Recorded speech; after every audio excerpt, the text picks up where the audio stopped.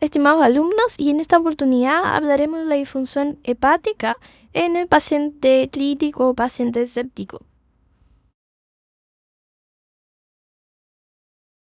Esta clase tiene como objetivos reconocer la importancia de la disfunción hepática secundaria a la sepsis, describir el mecanismo de la respuesta inmune del hígado y los distintos aspectos fisiopatológicos que van a estar involucrados en esta respuesta, y finalmente mencionar los patrones de manifestación más comunes durante la disfunción hepática. El hígado es la glándula más grande del cuerpo humano y juega un papel central en la homeostasis metabólica e inmunológica. Este órgano en general es responsable de más de 200 funciones como desintoxicación, almacenamiento, producción de energía, conversión de nutrientes, equilibrio normal y la coagulación. Todas estas importantes funciones fisiológicas hacen que el hígado sea un órgano crítico para la sobrevivencia del paciente después de una lesión grave, como ocurre con la sepsis, por ejemplo. La evidencia en general ha demostrado que la disfunción y el fracaso del hígado, particularmente como complicaciones graves de la sepsis, contribuyen directamente a la progresión de la enfermedad y a la mortalidad del paciente. En general, lo que haremos ahora, como ya les dije, va a ser revisar el mecanismo de respuesta inmune para promover la sepsis y los efectos de los resultados clínicos, así como la importancia de la función del hígado, tanto en el diagnóstico como en el tratamiento de la sepsis. Dadas las múltiples funciones del hígado de la sepsis, la lesión hepática, ya sea antes o después de la aparición de la sepsis, tiene un efecto crítico sobre la gravedad y el resultado de la sepsis en los pacientes. La incidencia de disfunción hepática en general asociada a sepsis varían de 34 a 46% respectivamente, y eso va a depender mucho de las distintas series. En general, la incidencia media de disfunción hepática en pacientes con sepsis es de un 39%, inferior a la incidencia de función respiratoria, renal y neurológica, y casi igual a la incidencia de función cardiovascular, que es como ustedes pueden ver, ¿no es cierto?, en el gráfico donde se muestran cada una de las complicaciones o disfunciones asociadas, ¿no es cierto?, a los pacientes, ya sean con sepsis o sepsis severa y finalmente en general. La menor incidencia de insuficiencia hepática en relación a la menor incidencia de falla de otros órganos puede estar relacionada con la capacidad del hígado tanto para resistir a lesiones como su capacidad regenerativa, que es capaz de activarse en pacientes con sepsis, pero que presentan alteraciones en pacientes con sepsis que también experimentan insuficiencia hepática. Como dije anteriormente, la menor incidencia de función hepática se relaciona principalmente con la gran capacidad de resistencia del hígado y con la gran capacidad de regeneración que tiene este hígado frente a un episodio de sepsis. Tomados en conjunto, todos estos datos sugieren que el hígado juega un papel fundamental en la sobrevida y la recuperación del paciente después de una lesión por sepsis. En general, en pacientes con insuficiencia hepática o afecciones hepáticas crónicas, como por ejemplo cirrosis, trauma, daño hepático inducido por fármacos, los riesgos de desarrollar sepsis e insuficiencia orgánica importante y muerte inducida por sepsis son mayores que los riesgos en pacientes en que no tienen una lesión hepática. En pacientes con enfermedad hepática, el riesgo de morbilidad es de 30 a 50%, muy superior al 5 a 7% de morbilidad por sepsis en la población general, sin lesión previa. La tasa de mortalidad hospitalaria de pacientes con cirrosis que tienen shock séptico es cercana a un 70%. Por lo tanto, la lesión hepática es un factor de riesgo independiente para la morbilidad por sepsis y la muerte asociada por sepsis.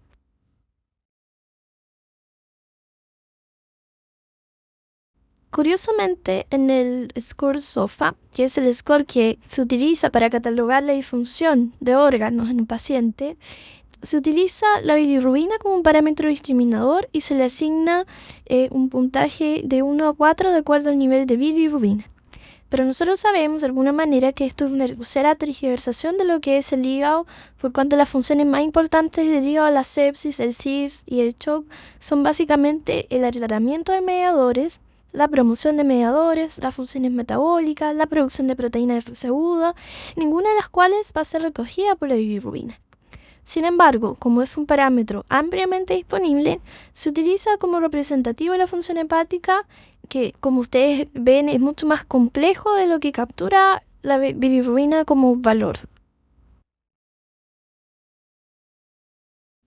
Esta otra imagen ilustra un poco otro aspecto súper relevante, que tiene que ver con las primeras manifestaciones producto de una disfunción hepática, y no están dadas precisamente por la bilirrubina. Ustedes pueden ver cómo en los primeros días de la lesión lo que va a aumentar va a ser precisamente la transaminasa, la AST o GOT, para luego decaer al tercer o cuarto día, y es recién ahí, en ese punto, cuando tenemos un ascenso ya de bilirrubina.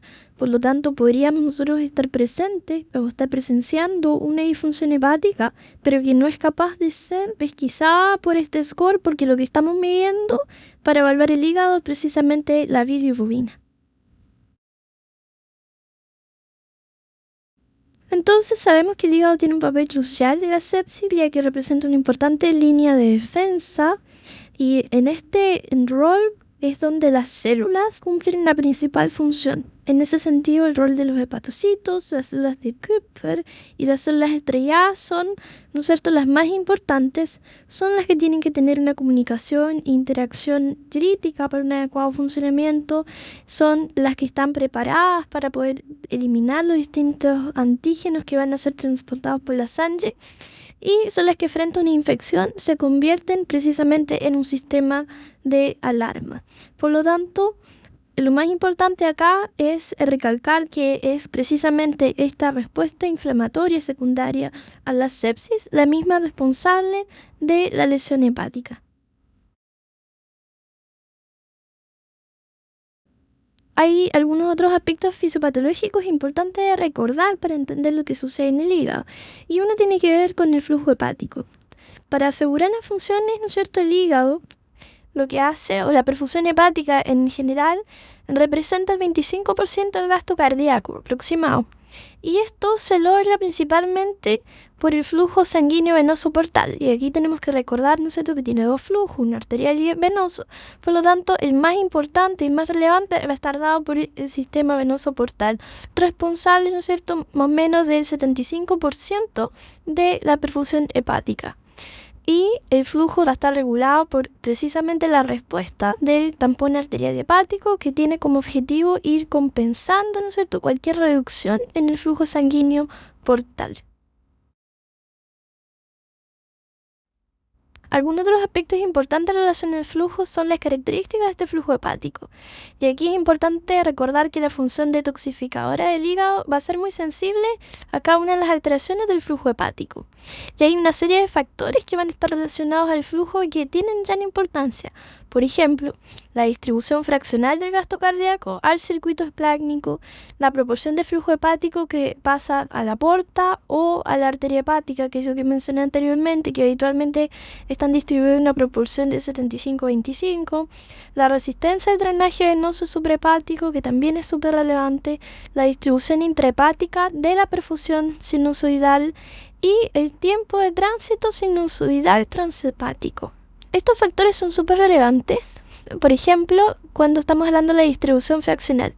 Si tenemos una situación de vasoconstricción esplácnica, por ejemplo, cuando estamos administrando mucha trabofasa activa, aunque tengamos gasto cardíaco que esté elevado y vamos a tener un paciente hiperdinámico, la proporción relativa de flujo que va a llegar al hígado, ¿no es cierto?, en el intestino va a ser súper baja, porque se va a distribuir, ¿no es cierto?, hacia otras zonas.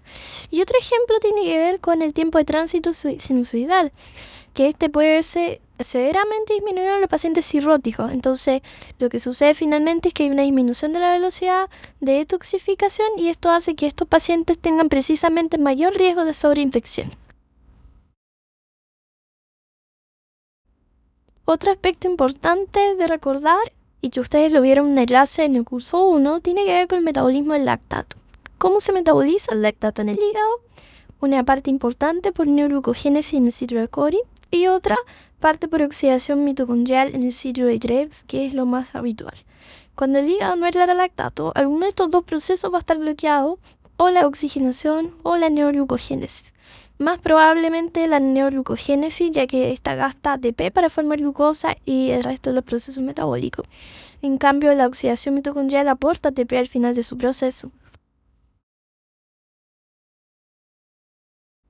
Otro aspecto importante recordar en relación al hígado es que como mensaje general es que un hígado normal, aunque el lactato suba muy rápidamente, puede aclararlo en forma muy rápida también.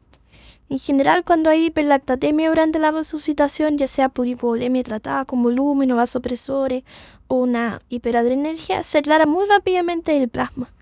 Sin embargo, cuando el hígado está enfermo o hay trastorno de flujo hepático u otros problemas, puede haber un aclaramiento lento del lactato que lleva a una hiperlactatemia persistente y en general esto se va a asociar a mal pronóstico debido a que su permanencia en el tiempo elevado refleja un desorden subyacente que puede ser grave, no por el mismo lactato, sino que por la patología de base que está detrás. Entonces el hígado se ve implicado directamente, ¿no es cierto?, durante la sepsis, y aquí hay varios aspectos que recordar. Punto 1, la importancia del hígado o del eje hígado-intestino, que vamos a ver a continuación, los mecanismos de vigilancia inmunológica en el hígado, la depuración bacteriana y los neutrófilos, los mecanismos de defensa del hígado contra bacterias intracelulares y virus, la adaptación de la biosíntesis hepática y el metabolismo, y finalmente la inmunosupresión mediada por hígado. En relación al hígado y el intestino, aquí hay que recordar que los patógenos microbianos juegan un papel esencial en la sepsis y con frecuencia hay traslocación desde la luz intestinal al torrente sanguíneo, donde tienen que pasar por el hígado a través de la vena porta. La luz intestinal contiene tantas bacterias y que son esenciales porque facilitan la digestión y el uso de nutrientes. Esos componentes de alimentos digeridos entran al cuerpo a través de la corriente sanguínea portal y el hígado juega un papel crucial en el almacenamiento y procesamiento de grasa, glucosa y aminoácidos que son capaces de mantener la homeostasis.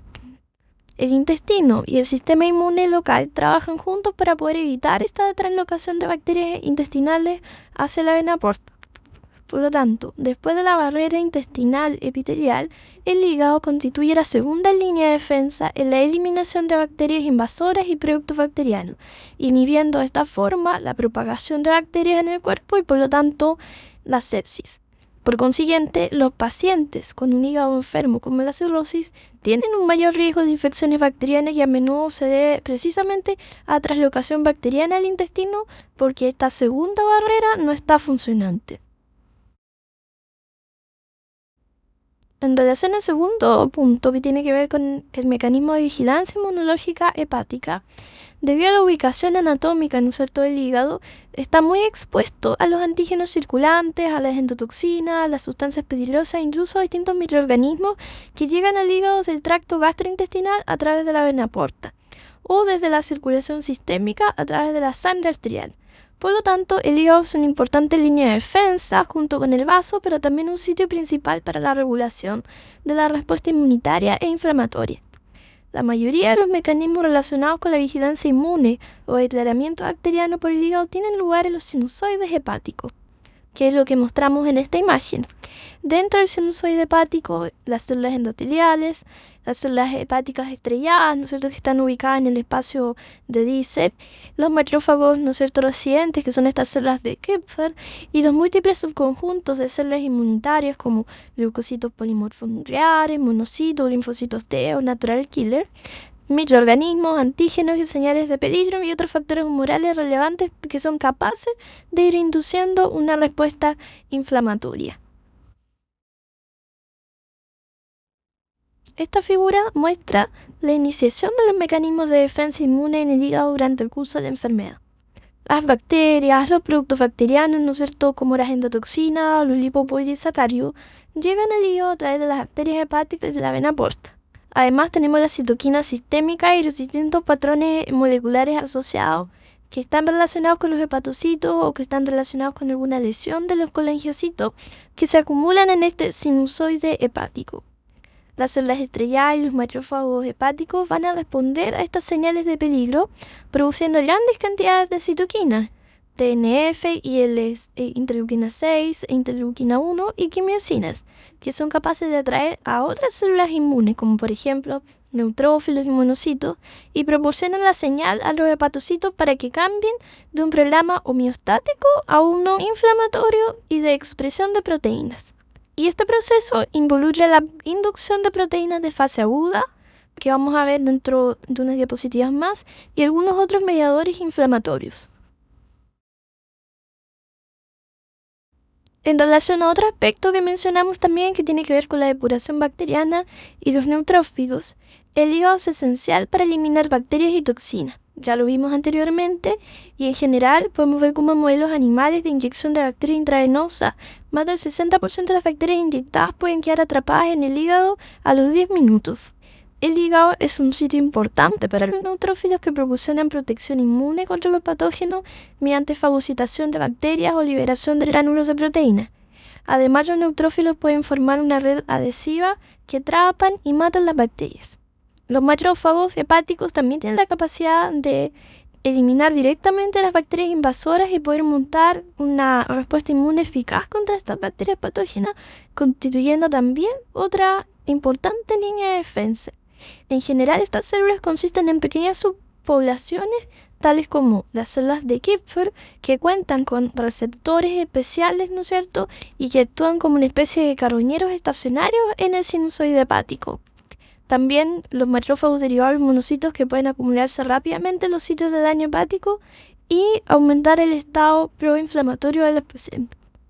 En general, estas células están equipadas con una serie de receptores capaces de reconocer y eliminar de manera eficiente de la circulación las distintas bacterias a las cuales se ven enfrentados.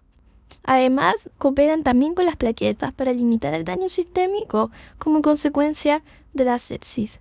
Otro punto importante también es que, además del hígado, el sistema fagocítico mononuclear, también conocido como sistema retículo endotelial, en el vaso es importante para eliminar los patógenos en el torrente sanguíneo, especialmente las distintas bacterias encapsuladas. Por lo tanto, el vaso también contiene una fracción especializada de células B que son capaces de activar una respuesta innata que de manera eficiente, ¿no es cierto?, fagocita estas bacterias y protege, ¿no es cierto?, de la liberación de citoquinas y posteriormente del shock séptico.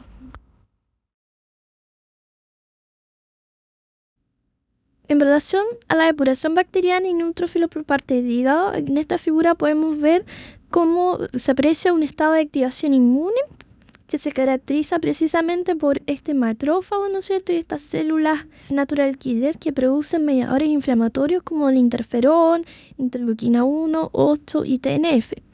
Adicionalmente vemos acá también los neutrófilos, ¿no es cierto?, que son capaces de liberar especies reactivas de oxígeno y que forman verdaderas trampas extracelulares que son los llamados NETs. Estas trampas extracelulares se forman en la vasculatura hepática durante la sepsis. En consecuencia, también los neutrófilos pueden promover la lesión tisular en el hígado. En general, los macrófagos hepáticos tienen la capacidad de eliminar directamente las bacterias invasoras y poder montar una respuesta inmune eficaz, constituyendo otra línea de defensa antimicrobiana muy importante. En relación a la adaptación de la biosíntesis hepática y el metabolismo, que es otro punto súper importante dentro de la disfunción hepática de la sepsis, hay que ver que la sepsis tiene profundas implicancias para la función del hígado y es capaz de cambiar drásticamente su patrón de expresión de proteínas. Es capaz de inducir vías inflamatorias y es capaz de regular negativamente las funciones de mantenimiento, tales como actividades metabólicas, de biotransformación y de transporte de bilis.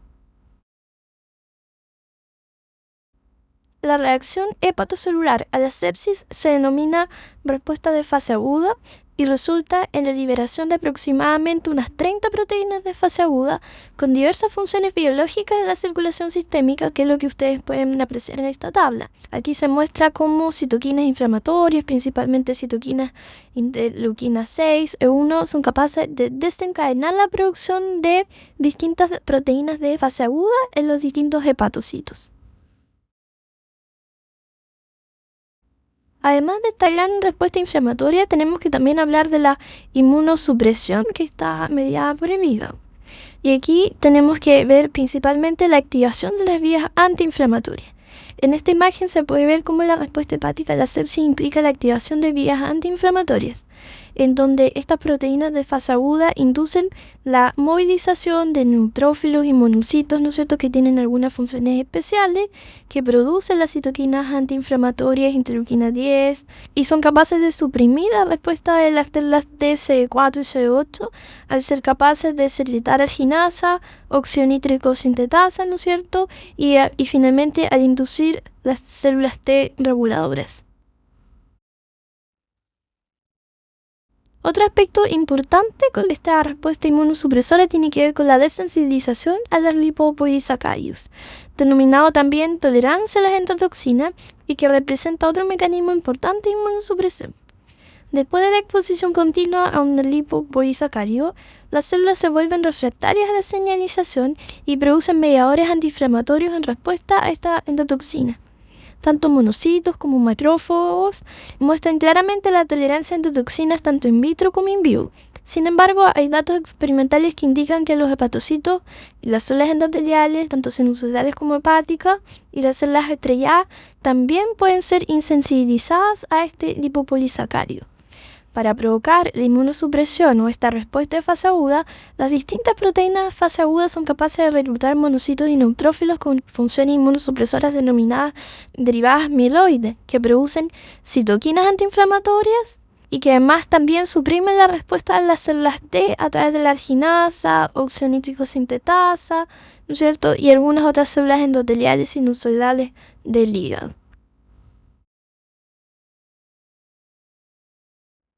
Entonces, para ir resumiendo la respuesta del hígado frente a la sepsis, tenemos que ver que existe una respuesta tanto proinflamatoria como inmunosupresora. Y aquí es vital lograr un equilibrio entre estas dos respuestas, ¿no es cierto?, durante la sepsis.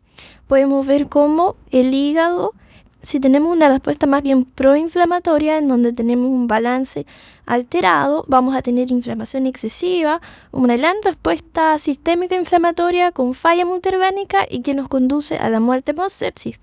Por otro lado, si nuestra respuesta se desbalanza más hacia una respuesta inmunosupresora, vamos a tener una respuesta antiinflamatoria dominante, con depresión de las distintas células efectoras inmunes, con pérdida del control de la infección y con mayor susceptibilidad a la reinfección, y con sobreinfecciones por patógenos persistentes, lo que nos puede llevar también a la muerte por sepsis.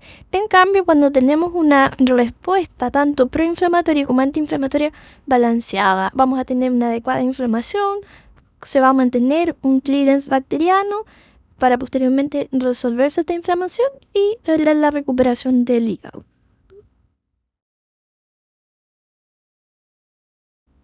Entonces ya hemos visto las principales características de esta respuesta del hígado frente a la disfunción.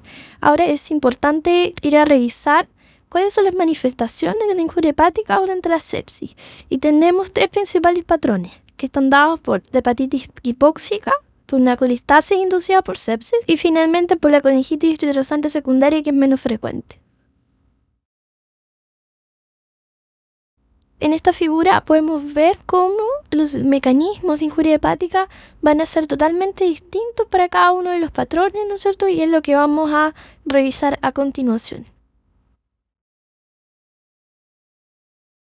En relación a la hepatitis hipóxica, podemos ver cómo esta se desencadena tanto por una concentración de oxígeno inadecuada en la sangre, o sea, una hipoxia hipoxémica, como también por un flujo sanguíneo reducido debido a la disminución de las presiones arteriales o aumentada de la presión venosa, en este caso sería una hipoxia isquémica, o por falta de portadores de oxígeno, como por ejemplo una anemia por hipoxia.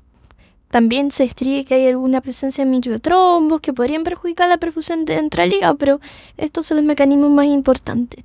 Aquí, las células endoteliales sinusoidales hepáticas que también contribuyen a esta situación, ya que responden a señales inflamatorias y se caracterizan por una disminución de la respuesta vasodilatadora a la acetilcolina y disminución de la fosforilación de óxido nítrico endotelial. En general, la hepatitis hipóxica ocurre con una incidencia de alrededor del 10% de los pacientes críticamente enfermos y se asocia con una mortalidad hospitalaria de más o menos un 50%.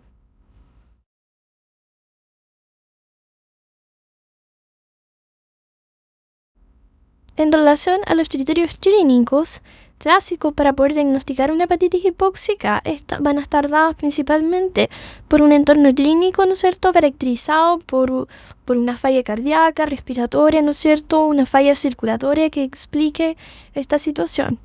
Va a haber una elevación abrupta de los niveles de aminotransferasa sérica. Generalmente aumentan sobre veces el límite superior de los niveles normales, o también puede ser la GOT. Y también en este caso es importante excluir otra causa de necrosis hepática aguda, como por ejemplo la ingesta de fármacos o virus o algo similar. Ahora, también es importante considerar que existen algunos predictores que son de peor pronóstico. Por ejemplo, que la capacidad de biosíntesis hepática se encuentre alterada, que haya aumento del amonio, que haya elevación sostenida de las transaminasas por más de 24 horas, que en general reflejan una hipoxemia hepática en curso, ¿no es cierto?, hipoperfusión. Ahora, en general, después del daño hipóxico inicial, 1/3 de los pacientes desarrollan colestasis, ¿no es cierto?, o disfunción hepática por colestasis. En relación a la colestasis inducida por sepsis, podemos ver cómo esta ocurre en alrededor del 20% de los enfermos críticos, típicamente dentro de las primeras 48 horas desde el ingreso a la UCI, y suelen asociarse con infecciones graves tales como una neumonía, sepsis bacteriana por Gram negativo, insuficiencia cardíaca, ¿no es cierto?, y requerimiento de altas dosis de drogas vasoactivas y el uso de ventilación mecánica. Existen algunas condiciones clínicas que contribuyen a esta hiperbilirubinemia en pacientes críticos, como son, por ejemplo, la presencia de hemólisis, trauma, hematomas o trastornos del flujo biliar extrahepático, que en muchas ocasiones deben ser excluidos con algún tipo de imagen. Y dentro de los criterios clínicos, recordar que la colestasis inducida por sepsis se caracteriza precisamente por la presencia de una hiperbilirubinemia con bilirrubina sérica de más de 20 miligramos por litro y la presencia de ictericia. En relación a los mecanismos por los cuales se produce esta colestasis inducida por sepsis, que en general se desarrolla como consecuencia de la alteración de la formación de bilis a nivel hepatocelular o también un trastorno del flujo defectuoso de la bilis. Los mecanismos moleculares aquí son precisamente un deterioro que es mediado por la inflamación del sistema de transporte hepatocelular. Por otro lado, hay una interrupción de las uniones estrechas y hay disminución de la biotransformación. Y finalmente también está la presencia del fosfatidil-inositol 3 quinasa, que sirve como un desencadenante importante de la colestasis inducida por sepsis a través de la internalización de las distintas proteínas del aparato excretor y que las van regulando hacia la baja. La colangitis esclerosante es súper importante considerar que se caracteriza por inflamación, fibrosis y por destrucción de los conductos biliares. Y esto es súper relevante para entender el por qué una colangitis esclerosante, ¿no es cierto?, se asocia a rápida progresión hacia cirrosis hepática, lo que puede ser muy grave, ¿no es cierto?, en los pacientes. En general, los factores a los cuales se ve asociado son precisamente una hipotensión severa, la presencia de trauma, de una gran respuesta inflamatoria y de estrés. El principal mecanismo por el cual se produce esta colangitis esclerosante es precisamente la formación temprana de cilindros biliares que llenan el sistema ductal intrahepático. Aquí el distintivo de esta colangitis esclerosante es precisamente esta formación de estos cilindros que hacen que el ducto intrahepático se llene y se obstruya para finalmente llevar a una hipoxia y muerte de las células epiteliales biliares con posterior inflamación, fibrosis, ¿no es cierto?, que es la responsable de la colangitis esclerosante. Entonces, para ir resumiendo, ¿no es cierto?, un hígado normal que se ve enfrentado a un episodio de sepsis, la principal característica es que se va a ver sometido, ¿no es cierto?, a hipoxia y a inflamación. Esta hipoxia e inflamación puede llevar, por un lado, a una falla o un deterioro de sus funciones, provocar estetosis y llevar a la colestasis. Por otro lado, también puede provocar muerte celular por apoptosis y necrosis del hígado y degeneración global, lo que va a llevar a una hepatitis. Y por otro lado también, vía activación de las células estrelladas, llevar a fibrosis y finalmente desencadenar una cirrosis. También puede ser que responda en forma balanceada y adecuada frente a esta hipoxia e inflamación y lo que genere finalmente sea regeneración y logre una reparación del hígado sin tener presente ni la hepatitis, ni la colestasis, ni la cirrosis. Todo lo que conversamos anteriormente, ¿no es cierto?, hacía relación a un episodio de sepsis en un paciente con un hígado normal. Y aquí es muy importante hacer la diferencia y ver qué es lo que pasa en la sepsis, ¿no es cierto?, en un paciente que tiene una cirrosis hepática o que tiene un daño hepático previo. Y lo primero a considerar, ¿no es cierto?, son las infecciones bacterianas. En general, ustedes saben que los pacientes con cirrosis hepática tienen mayor riesgo de desarrollar infección bacteriana. Y eso se ve porque el 25 a 35% de los pacientes hospitalizados que tienen cirrosis tienen una infección. En general, las infecciones más comunes son urinarias, ¿no es cierto?, y peritonitis bacteriana espontánea. Y otro aspecto también es que las infecciones del torrente sanguíneo son 10 veces más frecuentes en los pacientes con cirrosis cuando estos se encuentran hospitalizados. En relación a los factores que promueven las infecciones y la sepsis en un paciente con cirrosis hepática, es importante recordar que un paciente que tiene una cirrosis hepática muestra una disfunción inmune compleja, tiene una flora intestinal alterada y tiene un aumento de la translocación bacteriana a través de la pared intestinal. Por otro lado, la presencia de hipertensión portal conduce a la aparición de derivaciones portosistémicas que disminuyen el agregamiento de las bacterias en el hígado. La hipertensión portal también puede dar lugar a un vaso hiperactivo con hiperesprenismo, con un aumento de la degradación de las células sanguíneas circulantes y un deterioro consecutivo de la defensa microbiana. Por otro lado, una composición biliar alterada, con un retraso en el tiempo de tránsito intestinal, con disminución de la producción de ácido gástrico y una producción alterada de antimicrobianas intestinales, produce también un sobrecrecimiento bacteriano en el intestino delgado. Además, la respuesta inflamatoria sistémica conduce a un aumento de la filtración de las distintas uniones estrechas que aumenta aún más la permeabilidad intestinal. Por lo tanto, la translocación bacteriana contribuye, ¿no es cierto?, a una activación adicional de la respuesta inmune con niveles aumentados de distintas citoquinas y especies reactivas de oxígeno, y de esta forma se va generando un círculo vicioso que finalmente promueve los distintos tipos de infecciones y sepsis en un paciente de este tipo. Otro aspecto a considerar en un paciente que cursa con una sepsis y que tiene una cirrosis hepática, ¿no es cierto?, es el pronóstico de las infecciones bacterianas. En general sabemos que son más comunes y tienen un efecto sobre el pronóstico, tienen una mortalidad 4 veces superior en comparación con un individuo sano, tienen una mortalidad mayor a 30 días que es cercana al 30%, pero además un 30% adicional fallece dentro del año. Y además de eso tiene un factor predisponente a hacer hemorragia, encefalopatía, hiponatremia, falla renal, ¿no es cierto?, y falla hepática aguda sobre crónica. Entonces, si vemos que es tan importante y tan relevante la disfunción hepática en la sepsis, ¿existirá alguna forma de manejarla, ¿no es cierto?, o poder prevenir la disfunción hepática? La verdad es que hay una serie de publicaciones que mencionan distintos fármacos, por ejemplo, el uso de estatina.